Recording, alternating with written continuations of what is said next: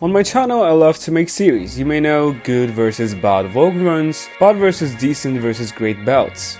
The concept is simple yet fun and gives us an opportunity to pick up technical differences in singing. Now, we know what great belting sounds like. We know what a great vocal run sounds like, but what about good singing? Right now, I'm sure most of you have an idea of what good singing sounds like, and in this video, we'll take a more holistic approach. I'll present you with what I call 6 pillars of good singing. These work together to create something greater than sum of its parts, and here they are.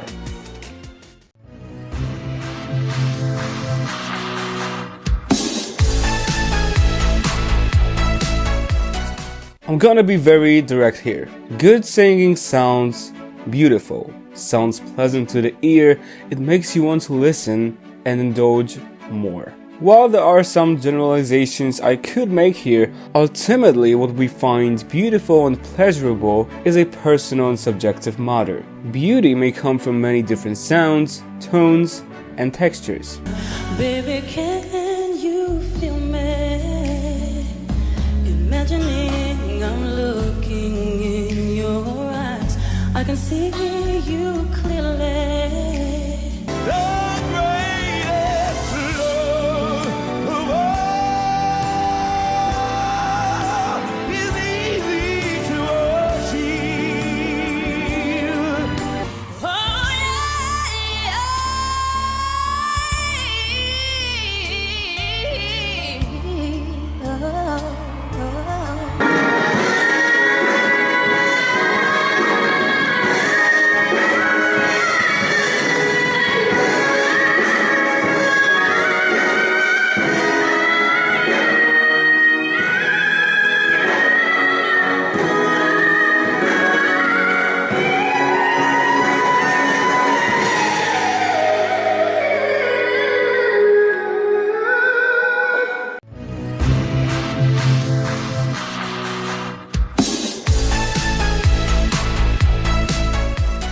Good singing does not only sound good, it also feels good and is sustainable. Regular, healthy, good singing is key to keeping voice intact for years to come. I'm a far better singer at 41 than I was at 19.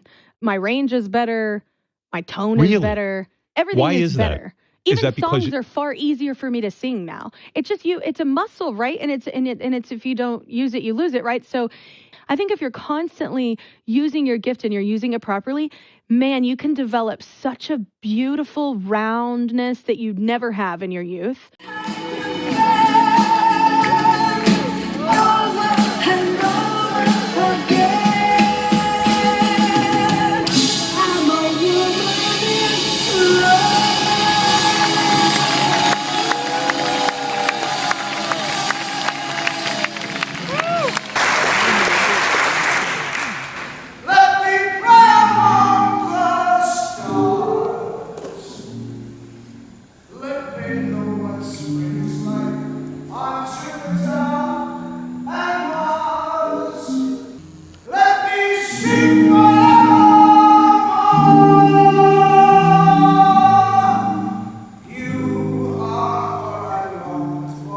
Some inconsistency is normal, so are off days.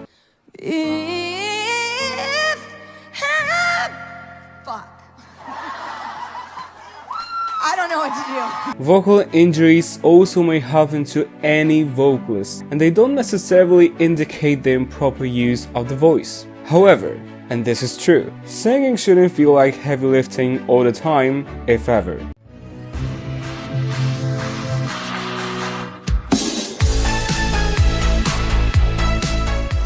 Good singing, as any other form of art, has the ability to move people and convey a variety of emotions. And to not use its full potential and power in this regard would be a bit wasteful, somewhat unfulfilling. To not only sing the right notes and the right words, but to be able to go deeper, bring out emotion, and communicate it in a compelling way to the audience is so special.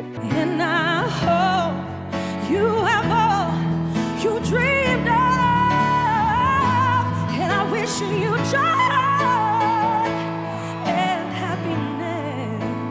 It's a sacrifice I can't leave alive. So go easy on me. Funny how you just break down, waiting on some sign. I pull up to the front of your driveway. I'm ready till the day I die.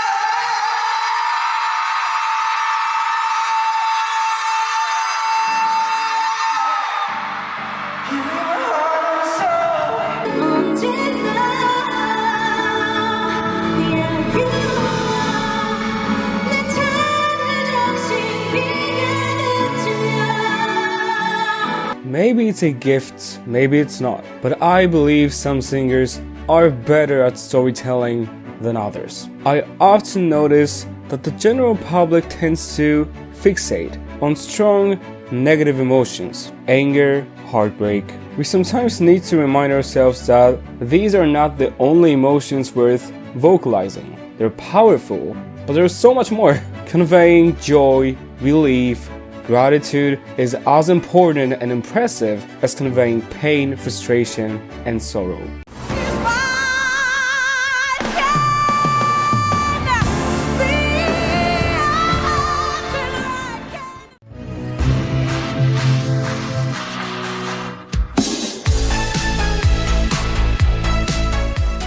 Perhaps one of the most difficult ones to master. Good singing isn't excessive nor lackluster by its nature. Vocal balance is about feeling and understanding the musical context of a performance with a tasteful use of skill. Because having vocal skills is one thing, yet knowing how and when to use them is even more important.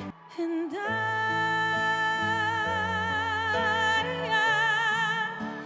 will always love you. I will always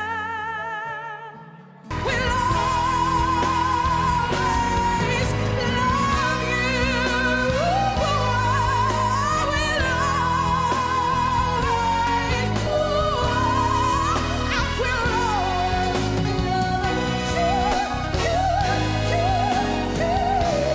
Notorious oversinging for sure isn't good singing. Knowing your limits, practicing restraints, developing good musicality, and musical instincts are all part of balance.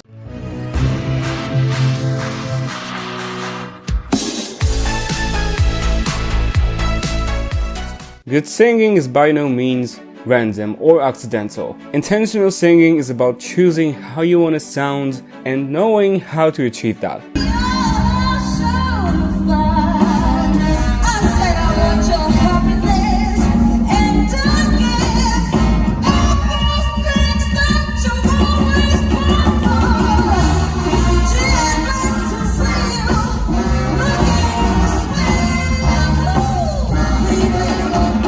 Don't get me wrong, it's much easier said than done. To be able to sing intentionally, it requires a great level of sheer technical prowess and singing experience. Only then you get an access to a wide spectrum of vocal tools accessible to a vocalist, having more freedom of expression. And with that, vocalists make actual choices, not because they have to and have no other option, but because they want to. You know, people were saying to me, how come you hold the note so long? And I said, 'cause I want to.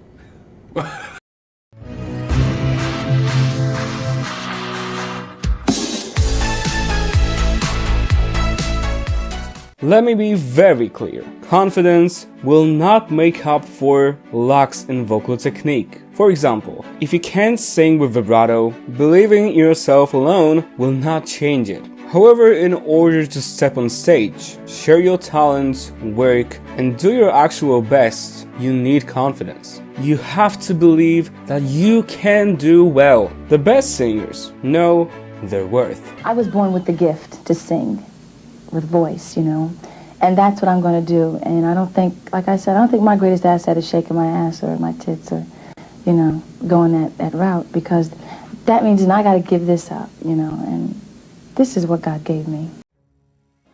I know it may all seem overly complicated. Please remember this is not a textbook or gospel, only an interpretation of what good singing is to me personally. I believe good singing is an art, and it deserves to be analyzed and talked about. That's all I have for you guys in this video. Thank you for watching. As you can probably hear, my voice is shot. I've been sick this past week, but hey, I'm getting better. I'm slowly getting there. And yeah, once again, thank you guys for watching. I hope you enjoyed it. Let me know what you think in the comments. Thank you for your support. See you in my next one. For now, bye guys. Okay, let's make some tea.